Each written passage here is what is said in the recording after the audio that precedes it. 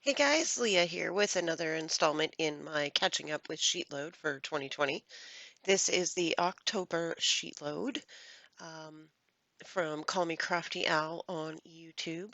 She designs these sketches every month for us to use, and I'll link her channel down below. Uh, you're going to see me totally struggle with my tape gun here because it has a weird slice in it all the way through the tape roll. So I get it restrung and then have to just pull the whole thing off and start over with a fresh one. So, you're gonna watch me struggle with this for a minute, and there I am. I've had enough. That's all it takes. Two tries, and that's it, you're done. Good thing it was towards the bottom of the tape roll and not the top. But, that's how it goes. So my pattern paper is from, it's very old. It's from, I believe, Stampin' Up. And it's not even a cardstock weight. It's an actual thin paper weight.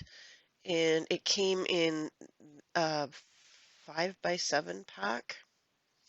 So I had them, I cut them down. I wanted to use them, get them out of my stash. I thought they're great for an October sheet load because, they're fall themed and it's October, and I get them all cut down and realize that the pattern orientation on the paper is the wrong orientation. So I end up flipping the sketch sideways and using some landscape top folding cards to create the sheet load. I've used a stamp set from an older one from Hero Arts. I don't know the name of it, and all of the cards have the same stamp set, the same sentiment on them. I've also used some hearts and some flowers just to decorate the top part of that panel. I have pre-matted everything just to make the video go a little bit quicker. It did end up being longer, so I have sped it up 2 times just so you're not, getting bored of my videos. I'm going to place that front element down on all of the sentiment panels, and then I will add those to the front panels. I've also die cut some leaves to add to the front. That is not in the sketch, but I really thought that that little square panel at the front needed a little something extra.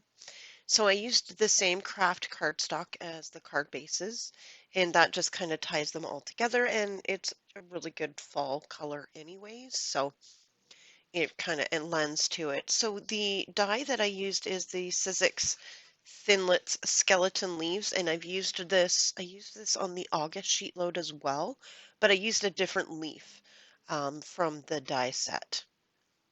This is a great die set to have for things like this. So I actually struggled with choosing a sentiment for this. Number one, because I don't have very many Thanksgiving sentiment stamps. And number two, the ones that I did have were the wrong orientation. So I thought these are kind of subdued cards, they're not bright and bold and in your face, and maybe they're good thinking of you cards. So that's what I decided to go with. Number one, because the sentiment fit into that area. Um, and number two, because it's not a bold pattern. The cards themselves are not in your face, pardon my froggy throat. So I'm going to add the sentiment panels, and I have those strips up at the top of the extra paper. Now, I did have some extra paper left over from this set of pattern papers, and to be honest, I'm going to just chuck it. It's not my favorite. It's too thin to work with. It's too small for me to actually, use on a layout except matting. And in that case, then the colors don't work for me. So this is what I'm doing. Yeah, I'm going to finish matting all of these. I'm going to add my skeleton leaves to the front of these cards. And then I will add those pieces of paper to the insides. Now, while I'm doing this and while we're watching, I will let you know that I will have a link down below to Alicia's YouTube channel. She is Call Me Crafty Al.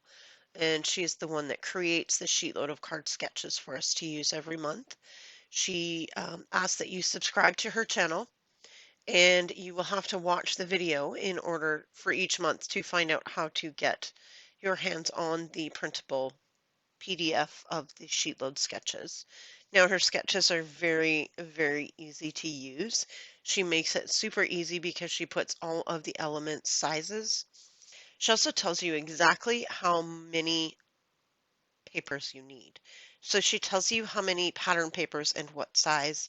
She tells you how many pieces of cardstock you need, each dimension. She gives you alternatives, other ways to use the sketch. She even shows you exactly how to cut your cardstock to get the right amount of pieces out of each sheet of cardstock or pattern paper. That makes it so much easier. And it's nice because you end up with a set of cards that are identical looking, but not identical totally, because you use different colors or different pattern papers in each element. You can rotate the elements so that you don't have the same pattern paper on each element. So basically each pattern paper is represented on each card. So I have all my insides done. I'm going to add these leaves, these skeleton leaves. I really like them for adding to cards. I don't glue them totally down flat. I only add glue to the center vein, and then and I've kind of manipulated them with my hand to have a little bit of dimension. So it's almost like you're stretching the fibers in the paper to make the leaves stand out on the edges and the top. And I find that that's really nice dimensional element, although it doesn't add enough bulk to change the postage when you're mailing them out. They will lay flat in the envelope, and then as soon as you open the envelope, they will kind of curve back up again, which I really like because it just adds that interest to your cards. The Nuvo drops I'm going to add are the Nuvo Vintage drops, and the color is Pioneer Green. I love the colors of these vintage drops. They dry with a matte finish. They are super thick, and I do have a hard time squeezing them out of that tiny little nozzle, but I do love the way they look.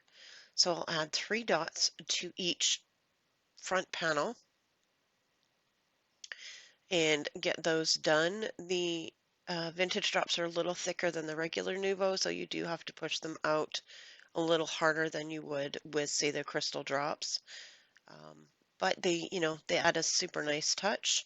I always leave them out overnight to dry, so lots of times you'll see cards spread out all over my room just to dry. And yeah, here's my 8 cards for the October 2020 Sheetload sketch.